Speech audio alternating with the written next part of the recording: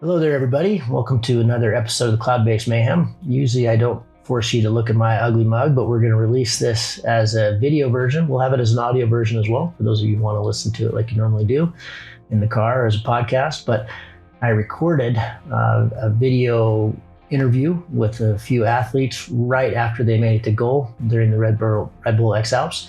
And I wanted to just get their thoughts, their highs, their lows, their scary moments, their sweet moments. Will they do it again? Kind of asked the same question with everybody. These were all short, just 5 to 10 minutes, and I just wanted to get their perspective. I got as many as I could. I got Tanguy Renoud-Goud as he was having lunch with his team. He came in 9th place. Shane Tighe, who came in 17th from Australia, first time Australians made it in. Rémi Bourdelle in 6th from France. Jean de Biolley, 14th from Belgium, who had that crash, a hard hit, leaving St. Moritz early in the race and stuck it out. Heck of a performance. Juraj Scheid from the US in 12th, had an awesome campaign with a really small team. And I caught up with those guys quite a bit, flew with them a little bit too during the race, and they were having a lot of fun. It was awesome to see him make goal. And the Slovakian Stoic, as I kept calling him during the race, Juraj Koreñ, who's going to be coming over for Global Rescue X Red Rocks, the hike and fly race that I organized, so that'd be really fun. And Juraj was in 13th. The race was amazing, a lot of meaty headlines. Kriegel finally unseated after 8 pretty dominant campaigns. And Aaron Duragati finally broke his Red Bull X-Alps curse, flying a heck of a bold line right there at the end, leaving Lermoos and flying his own thing. And solid win from him. It was amazing seeing those guys. I mean, Lars coming in less than 10 seconds in front of Simone, and then Kriegel shortly after. Really awesome to fly with those guys that last day on the way to Lermoos. Did about 50K with those guys, and just amazing to see how calm and relaxed and everything they were on launch, and then see them go into full race mode there at the end. But so many incredible stories from this one. Of course, the scary North Fern on the second day, which ended Max's campaign, and several fear injuries in this one, several other injuries, none of them major. I think Patrick Harvey Collard, who I actually flew with the day he got hurt, had that hard top landing, broke a foot or a bone in his foot, but he'll be fine. So we're going to do a whole nother episode with Tom de Dorlado, who was also on the media side of things this time after all of his campaigns since 2007. He's done 9. This was going to be his 10th, but he had that terrible crash that we have a podcast about from a few months ago, snow kiting up in Norway. But he and I are going to sit down next week and get his perspective on risk, get my perspective on risk. And, you know, there was a lot of chatter this year about that, especially after seeing David Sasudeli's launch, who I spent quite a bit of time with actually this year. I flew with him from Lermoos up to Zell. Not quite to Zell, but had a nice flight with him on that final route. Neat kid. I'd love to get him on the show. We've got Celine Lorenz coming up and several others. So plenty of Red Bull X-Alps stuff coming in the future.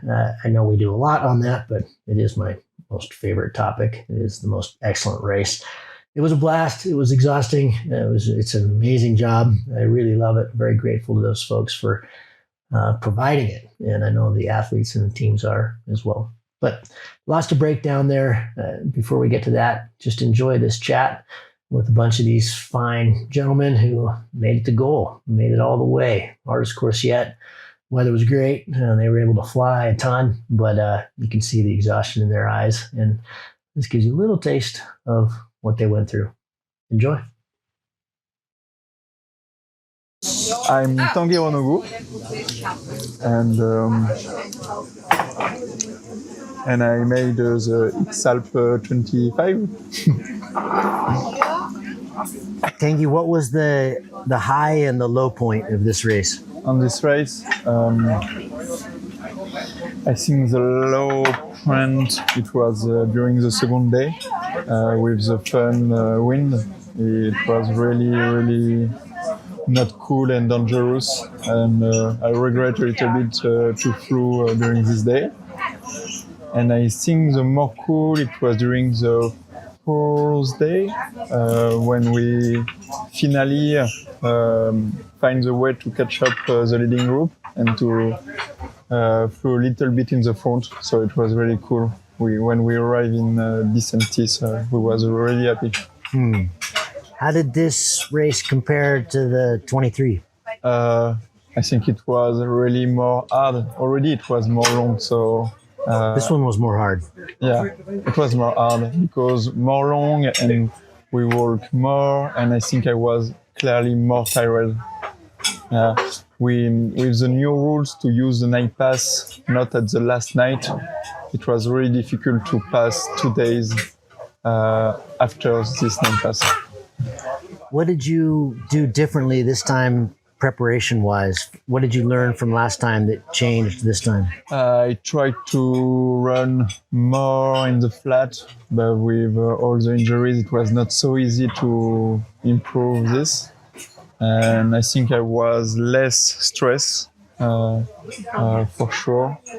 And yeah, I tried to fly on all the conditions, but it's same. It's difficult to train this. I know it's very hard for people to put into words what it means to get here, to make goal, but now you've had some time to think about it. Yeah. What does it mean? But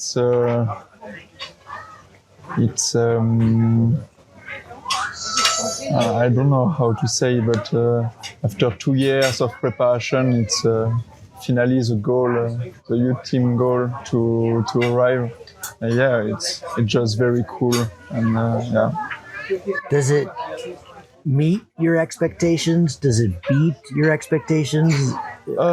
Yeah, finally, but we wanted, I think, all the team wanted to make a best result, and we started to believe because we success to keep the leading group during 5 days. But yeah, it's so the level is so high, and yeah, it's some detail very hard to. Yeah, it's very hard to stay with this leading group. So yeah, finally we was really not happy in Les Deux Alpes, and we success to come back and finish 9. Result-wise, are you disappointed, or it's okay? It's okay. It's okay because it's finished really good. Yeah, you made it. But yeah, in Les Deux Alpes, I was really not happy. But yeah, it's a game. It's a competition. Okay, really hard one. Yeah. Will you want to do it again? Will you do it again? Now, no. But I know me. After 6 months, I will forget already the hard day. Yeah, the pain, and maybe yeah. We will see. Who are you? Oh, I'm Shane Tighe. I'm an Australian pilot. I flew in the XAlps in 2025. And you made it, dude. I did make it. It was, quite an experience. It's been something I've wanted to do for a while, just to test myself, like physically and mentally. And yeah, I'm super glad to make it here. You had a pretty ripper X-Pier this last year. Yeah. How did this compare? Oh, they're totally different races. X-Pier, I was pretty casual in that. Like, I never ran, I don't think, besides the last day. First day and last day. But yeah, we were pretty relaxed. You get a lot more sleep there, 11 hours a night, which is more than what I get normally. And then this one, you can't stop. You have to keep moving, otherwise you get behind. You get to launch 10 minutes late, and you end up behind everyone. You'll never catch them. So yeah, there's a different pace. This one's definitely, a lot faster. Tell me a high point and a low point from the race. I really liked. So we took a different line from Les Deux Alpes to Locarno. So there was thunderstorms predicted, and I didn't really want to fly into the thunderstorms in Italy. So we peeled off and went into Switzerland, into the Rhone Valley, and landed before the storms there, and just walked through the night. So the route's 50k longer, but I just walked that out on my night pass, and then took off the next day and just recrossed the Alps and joined the gaggle on the other side. So it didn't gain anything really, but it was a cool way to just mix up the race a bit more. And like, it was my supporters' idea, and when we were flying, they just put it out there like, hey, do you want to try something different? I'm like, yeah, well, I'm here for the adventure, so let's do it. And they sort of gave me a rundown, just, fly to Switzerland and pull your night pass and then fly back tomorrow and give it a go. And it the plan worked out perfectly. We didn't really expect the gaggle that went through Italy to make it as far as they did in the storms, but they did. I'm sure it was pretty gnarly, but it was a much safer option to go into Switzerland and just walk pretty much straight line all night. That was my high point. It was cool just to do something different. Low point, I don't know, the whole thing's a bit of an adventure, so there's no true low points. There's a couple of frustrating moments, the last day was pretty frustrating. Yeah. I got stuck for basically 3 hours, hiked up. I knew it wasn't going to be good until 11. But Friedrich, who was one mountain back behind me, I was, I don't know, just at 2,000 meters. I was planning to walk to 2,200. I seen he'd taken off. I was like, well, if he's flying, I should be flying. So I quickly rushed, set up and took off. And then, I scratched my way around the corner and I couldn't really get above 2,000 meters, which was pretty much where I launched. And so I landed, base landed, just to sort of think about what I'm doing. I checked the tracking and Friedrich had also landed and walked up to the 2,200 launch, which I would plan to walk up originally. Which was an amazing. You could have just stayed put. I could have just done nothing and we would have been in the same spot.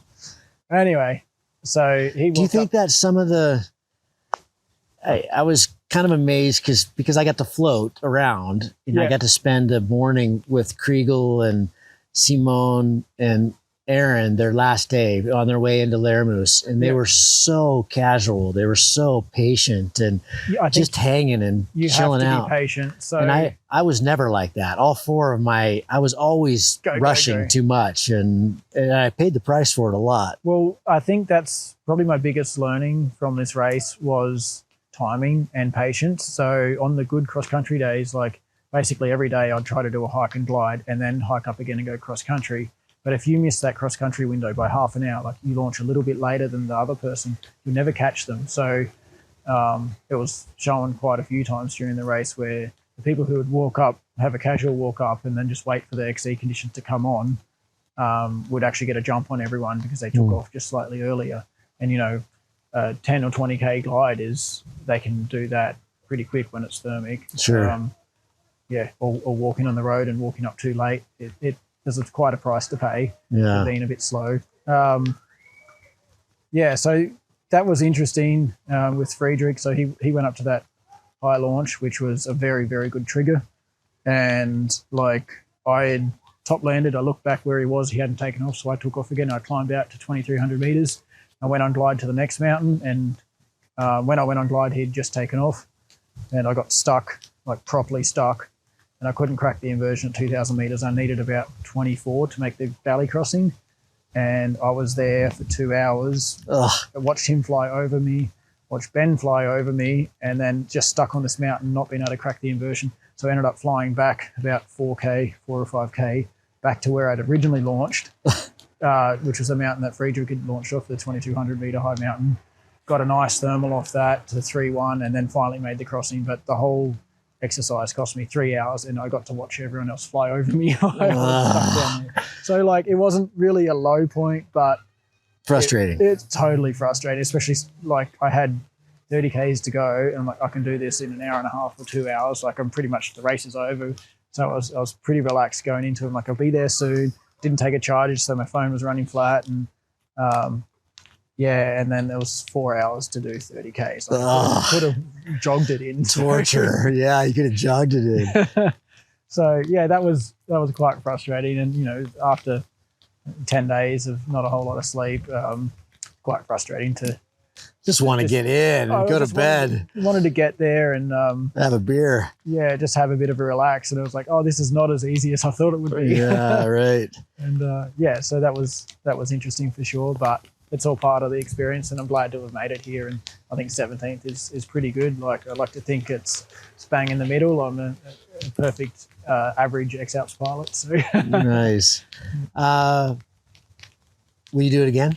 Probably not. The race is fun, but the risk is quite huge. I tried not to push my limits, so I walked down from a few launches that I know others didn't. And at the end of the day, I just want to stay safe, and being in a race environment really pushes you to step outside your limits a little bit. And I don't know.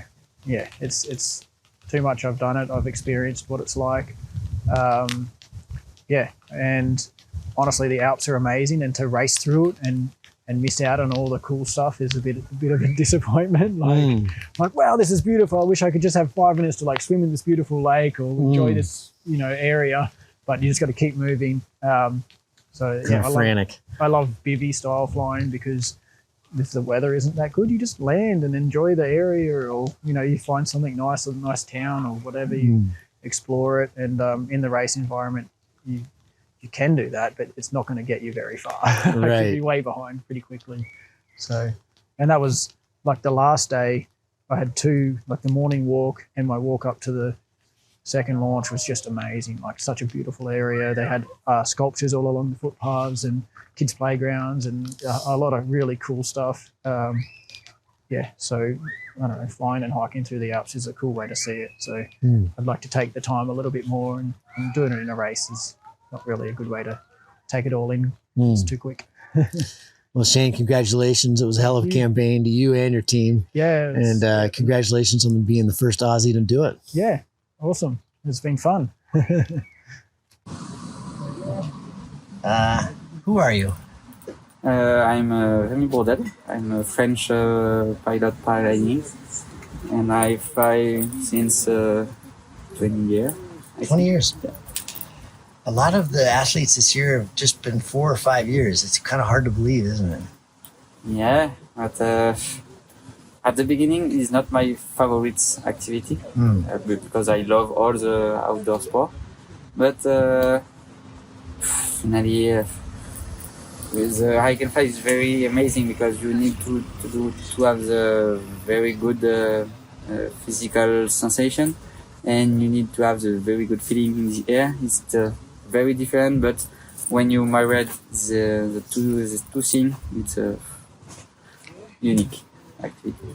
How does it feel here that you made it? How does it feel now? You've had, 24 hours to process it?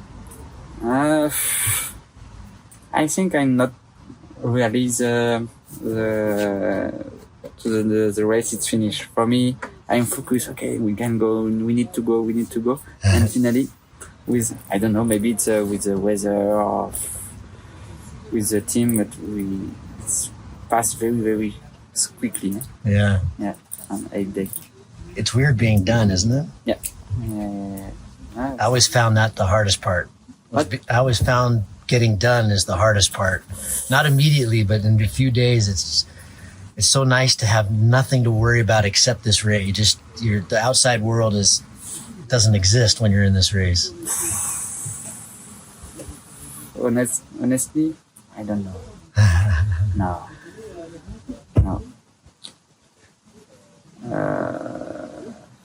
No, I don't know. When you think back now to the race, do you have a moment that really stands out? Maybe a high and a low? The highest moment when I pass I don't know this name, but it's just between Zermatt area and the Modosola area in Italy. And we need to climb very, very high, but we have the limit with LTA. Yeah. It's 3,800, and the thunderstorm is coming, and I need to climb very fast, but I need to check my instrument. Oh, be careful, or don't go in the limit. And I go on the little pass, and maybe the pass is 4,500 meters, and finally I'll pass just with 1 or 2 meters. That's amazing. And if I do a mistake, I land on the glacier and the race is finished for me. Really? Yeah. Because you couldn't have gotten out of there. Yeah. Oh, that's pretty. And how about a low point? The low point.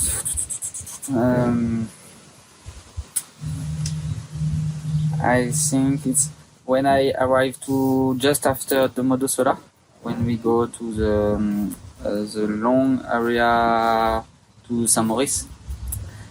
Simon passed maybe 2 hours before me, and he have the good climbing and the good cloud for the very fast. And finally, for me, the cloud base is very low, and I have a lot of walls for passing, and it's not possible.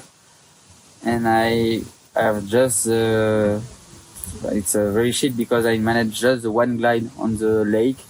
It's 1,060 meter just for the glide, but it's not on the weight point. It's on the opposite of the weight point.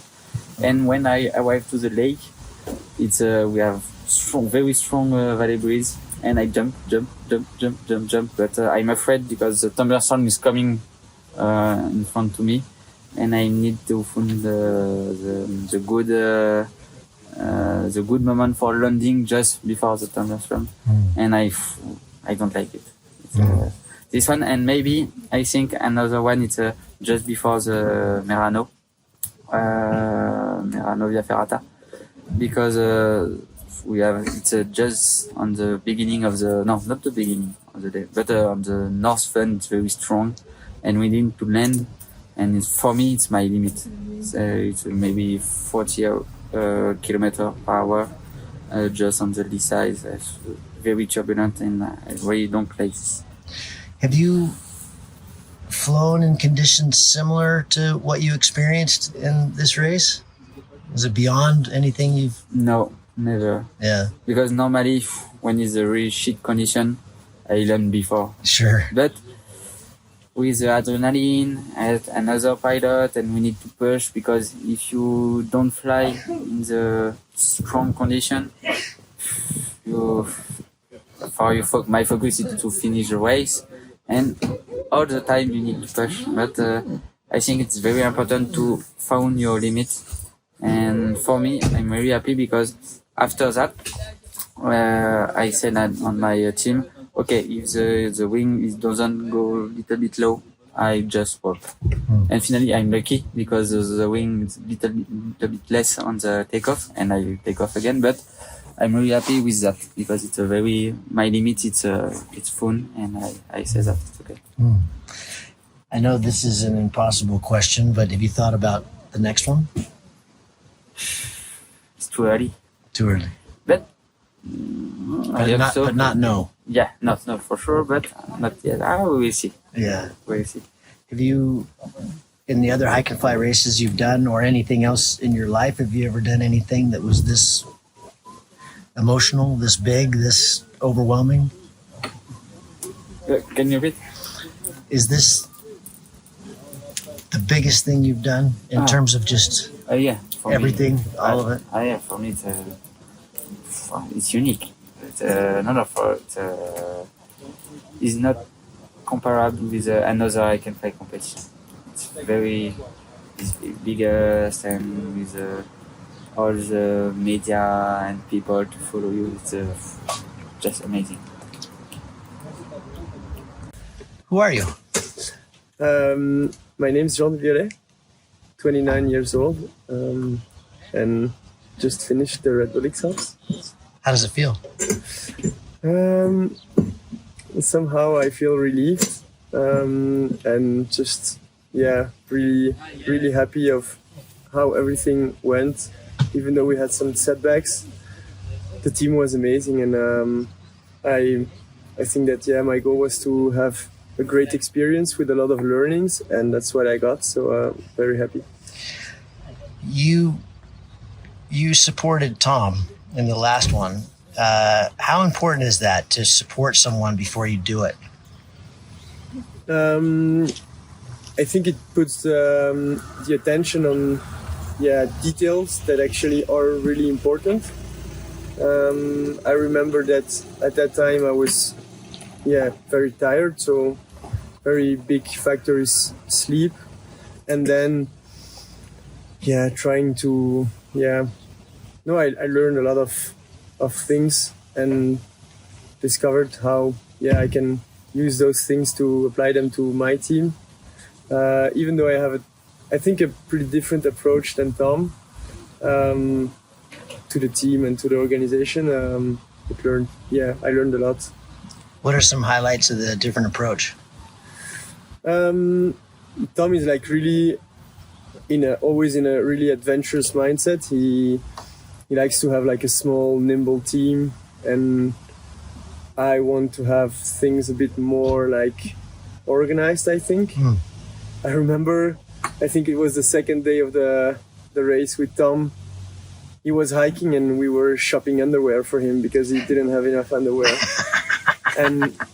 and for example, with my supporter Antoine, which is really organized and focused, this would be like unimaginable. And he has counted all my underwear and all my socks before the beginning of the race. And we even went to buy more, but in advance. That's funny. When you look back now, and you'll be processing this for months, but what's a highlight? What's a low light? What's the one that really stands out that was magic, and what was the worst? Well, definitely the worst. I had my crash, and then also another very bad flight from Les Deux-Alpes, where I got like in really turbulent air and went to a stall with a twist, and it could have ended with a rescue. And it's the first big thing I had like this in paragliding. First real combat situation? Yeah, I mean, real extreme like that. Yeah. But at the same time, every time I managed it, except from the crash. And then, so that was probably the worst. But then we bounced back, and I remember one amazing moment at the end of the day, flying from Dicentis.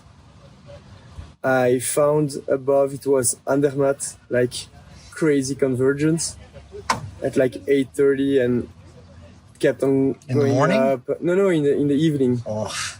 And it was crazy. Oh man, were you able to utilize it, or did you have to spiral down to the ground? No. I could really push it to the end. Ah, cool. It was so smooth, and it was understandable how it could happen, but it was pure luck that we got Pure into surprise, yeah. Because I was completely in the middle of the valley, and there was another athlete in front of me, and he couldn't catch any lift on the slope. So it was just pure luck, but amazing. Those moments you only have in hike and fly races. Yeah, amazing. I know it's very early to ask this question, but I always thought about now in my races. Will you do it again? Yeah, it was in one of my objectives, like to want to do it again, because when I signed up for this one, I was already looking at the next one, building experience to be better. So yes, for sure. Cool.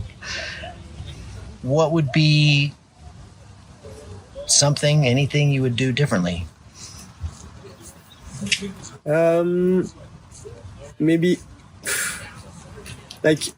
something Tom said about like the 5th day or something, and also after my crash, like you see a lot of athletes hurting themselves or having to DNF, and at some point it really becomes about like getting to the end and surviving. So maybe that mindset I will hold earlier in the race. Just more margin. Yeah, it's not. It's also related to margin, but also just the mindset that you have to last for 10 days, and it means for pushing, for sleep, for risk, for everything. But just keeping that in mind. Yeah, it's a long run, so yeah. And in the beginning, you're so excited, and I was in a great position in the beginning, so you're really excited to continue pushing and stuff, and you have to remind yourself that you still have to go on for 10 days. And long way to go. Yeah. One step in front of the other. Thanks, Sean. Well, congratulations. Thank you very much. Who are you? I'm Juraj Scheid, Team USA for the Red Bull X-Alps 2025. In not too many words, how was the experience? It was everything I expected. It was really, and more. Yeah. I knew that I would be flying all the conditions from the good to the bad. Yeah, there were some I think there might have been one classic flying day in there in the mix, and the rest was not all the way to survival flying, but it was just you're flying and all the it's just weird. It doesn't work the way that you think it's working or it's supposed to work, and you just gotta be flexible and fly the day. High point and low point. I'll start with the low point. I think it was flying. Well, I think I might some change. Of these. I might. That reminds me. I might change my answer. I was going to say the low point, kind of emotionally, was just there was a day 3. I just felt like I wasn't connecting with the day. I was trying to chase other pilots, and they were flying their flight, and I was trying to fly their flight. This was after Murano? This is after Murano. Okay. Yeah.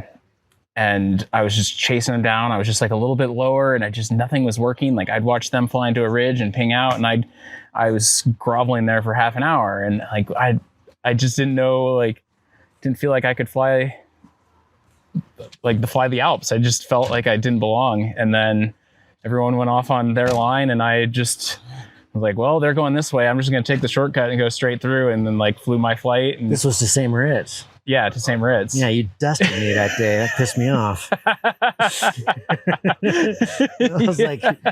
was he was one of my adventure guys a couple years ago in Utah, and he just totally dusted me.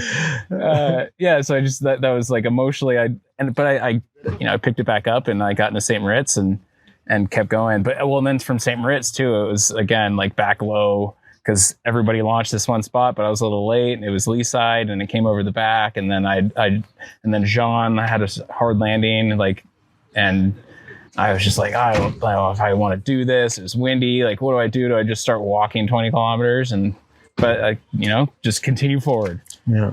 But yeah, that's the emotional low point. But yeah, and then the high point.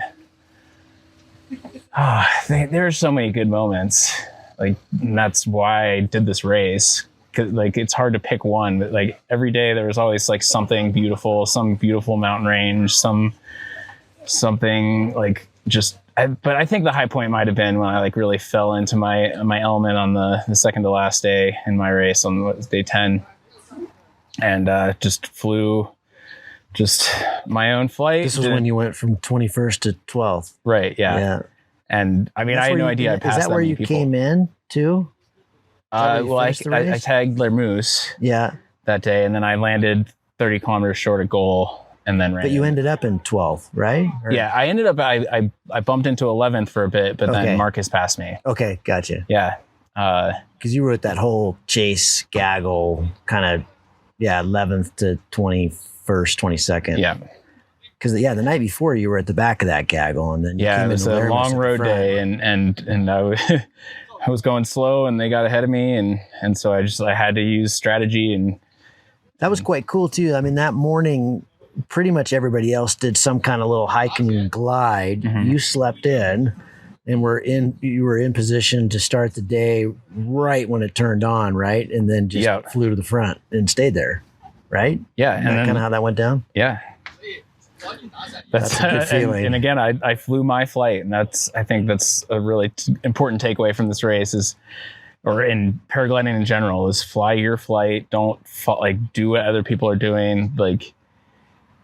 Make it your own, and it's just going to be that much more special when it works. Yeah, totally. Style, I think, is what that means. Doing it in style. No one's really been able to answer this, but I keep asking it. Will you do it again? Well, I missed landing on the float, so I guess I have to go do another race so I can land on it. Yeah, the last edition and this edition with so many people getting in, I feel like it's tweaked people's expectations. Now this will change it with the numbers this year, but historically it's got an 11% finish rate. Two of the ones I was in, one of them, one person made it, another one, two people made it. This is kind of outrageous that so many people are getting in with good weather. But we had good flying days. Really you flew every day. Yeah. Yes, yeah. I mean, in 2017, you didn't even fly the first day. Walked up Salzburg, or Geisberg, walked down, walked for 80K. It was a miserable way to start a race. No, and then your body is just wrecked for the rest of the time. Yeah. Thankfully, we got to fly a lot. Yeah, and spectacular terrain. I mean, some of the stuff, some of the videos that you've seen are incredible. So yes is the answer. Yeah. Well, Jared, congratulations. Well done to you and your team, which I think was the smallest team. It was just Isaac and Carl. Yep, And just 3 of us. what were you calling it? Something and mean. Slim and mean. Right? Lean and mean. Lean and mean. Yeah. You guys were lean and mean. Congratulations. Yeah, thank you. Who are you? I'm a small guy from a small country to the east, and my name is Juraj Koreñ. Tell me, how was your experience overall? In a few words. Overall of XAlps. Yes. Spoke about.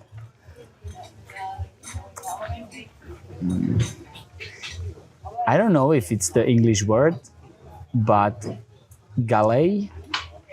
You know where the slaves. Yeah, yeah.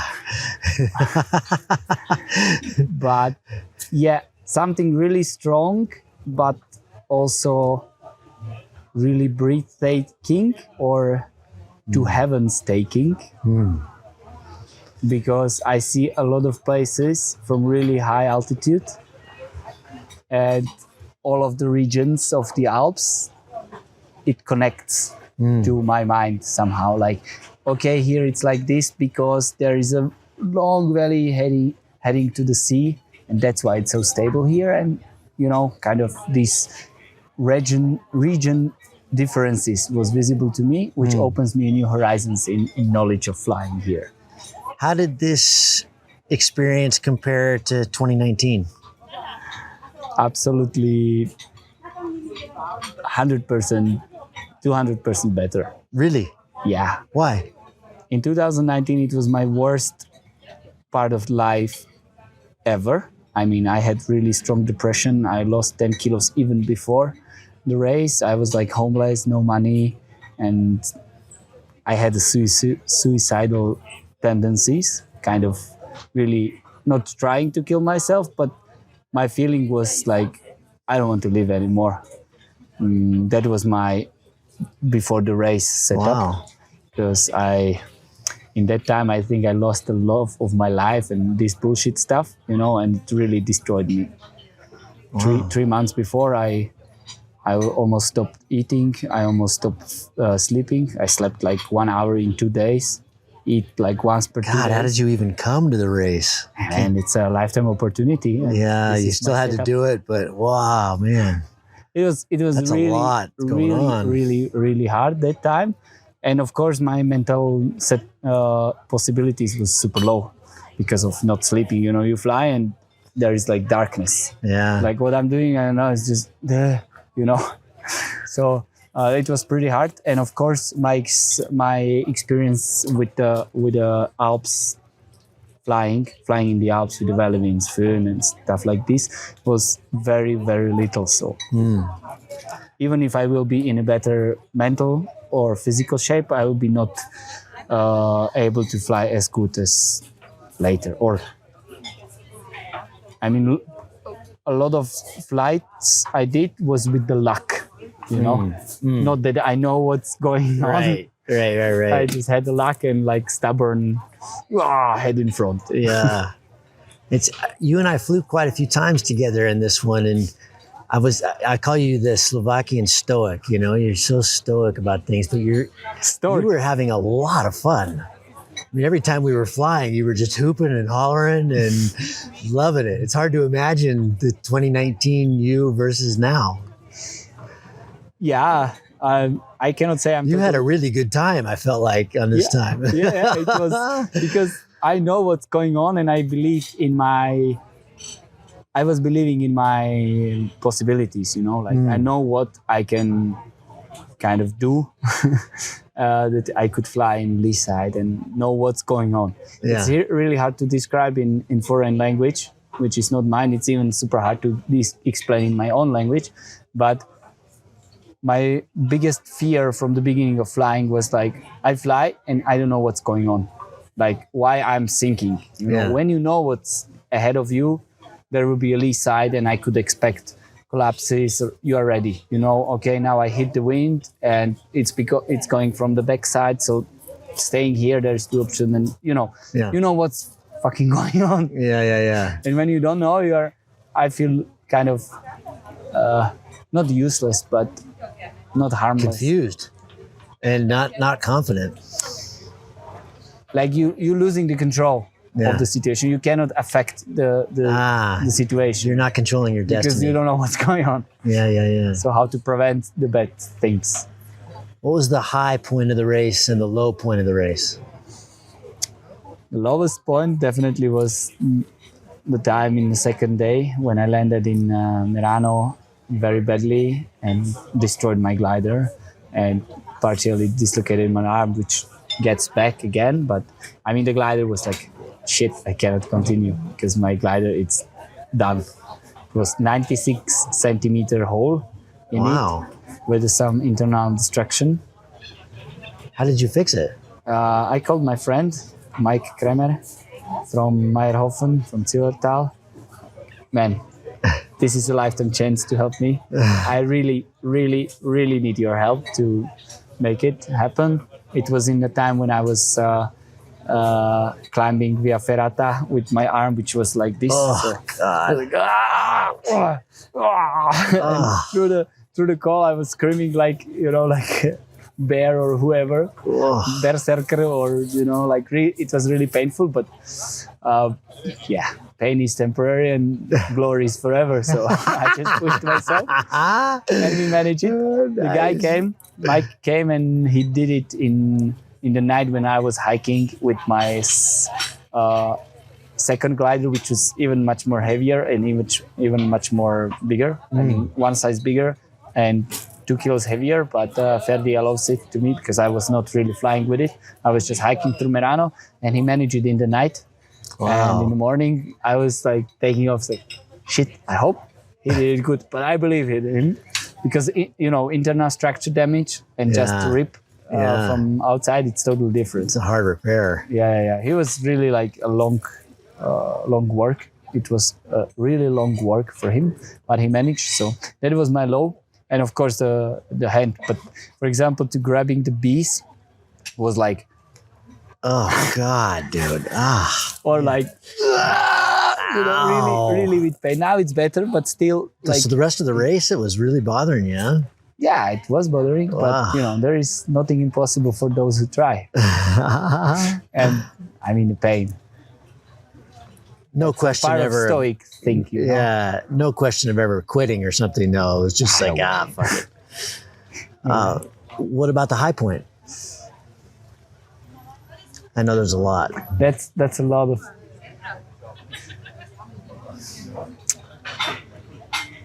I would say the last thermal I got before Schmidt. Really? You're gonna make it. Yeah, like that's a good feeling. I took off I call it strudel. It's this horizontal lee side. It's hard to explain, but I was on kind of sharp ridge. The wind was from the back, and in front or on the side was the thermal. So the wind was like this, but immediately turns, and I took over. Wow! Really grabs me. There was a high power lines next in front of me, like 50 meters. And I forget to unclip my cocoon because I was hiking with the glider to be ready immediately to fly. So I was like, and grabbing like 4 meter really nasty bam thermal. But I was, I will fucking make it. Yeah, I got it. Yeah. It's nice to fly in.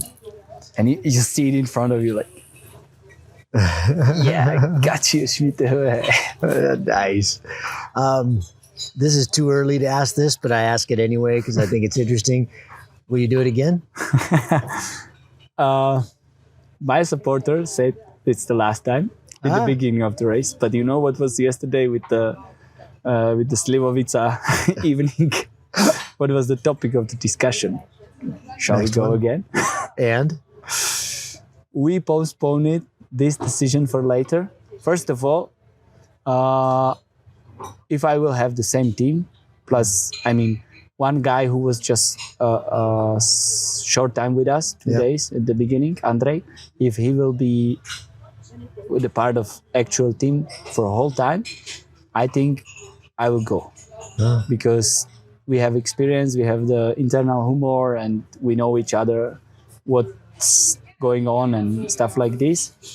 Then I will apply. But if I will need to take a different people without experience, probably will be not a good idea. Yeah. The only thing which I was concerning is like in an amount of money and time invested in this, what I can do by myself. I mean, I'm a bit of introvert guy, solo, alone in the mountains. You know, we speak a lot about this. And with the amount of money invested in XAlps, I could be on 3 expeditions, really hardcore shit, 3 months, you know? Yeah. But at the end, I feel really good spirit here compared to 2019 because I was totally in different mental shape, of course, but maybe different organizers, whatever, you know? But I feel really like in family here, and I feel that I'm kind of able to fight in the midfield. So it's like 60 yes, 40 no for now. But let's postpone it for later. Also, the support from the sponsors is important, you know, for us, because if we can train, like really aim and do not try just 5 days before the race as a team, but like go for a month and like really, you know, like high level preparation, then it's totally different music, kind of metal one. Thanks, buddy. Congratulations. Thank you so much, Kevin. If you find the Cloud-Based Mayhem valuable, you can support it in a lot of different ways. You can give us a rating on iTunes or Stitcher, or however you get your podcast. That goes a long ways and helps spread the word. You can blog about it on your own website or share it on social media. You can talk about it on the way up to launch with your pilot friends. I know a lot of interesting conversations have happened that way. And of course, you can support us financially. This show does take a lot of time, a lot of editing, a lot of storage and music and all kinds of behind the scenes cost. So if you can support us financially, all we've ever asked for is $1 a show. And you can do that through a one-time donation through PayPal, or you can set up a subscription service that charges you for each show that comes out. We put a new show out every 2 weeks. So for example, if you did $1 a show and every 2 weeks, it'd be about $25 a year. So way cheaper than a magazine subscription, and it makes all of this possible. I do not want to fund this show with advertising or sponsors. We get asked about that pretty frequently, but for a whole bunch of different reasons, which I've said many times on the show, I don't want to do that. I don't like having that stuff at the front of the show. And I also want you to know that these are authentic conversations with real people, and these are just our opinions, but our opinions are not being skewed by sponsors or advertising dollars. I think that's a pretty toxic business model. So I hope you dig that. You can support us. If you go to cloudbasedmayhem.com, you can find the places to support. You can do it through patreon.com/cloudbasedmayhem. If you want a recurring subscription, you can also do that directly through the website. We've tried to make it really easy, and that will give you access to all the bonus material, little video casts that we do and extra little nuggets that we find in conversations that don't make it into the main show, but we feel like you should hear. We don't put any of that behind a paywall. If you can't afford to support us, then just let me know and I'll set you up with an account. Of course, that'll be lifetime, and hopefully you're being in a position someday to be able to support us. But you'll find all that on the website. All of you who have supported us or even joined our newsletter or bought Cloud-Based Mayhem merchandise, t-shirts or hats or anything, you should be all set up. You should have an account, and you should be able to access all that bonus material now. Thank you so much for listening. I really appreciate your support, and we'll see you on the next show. Thank you.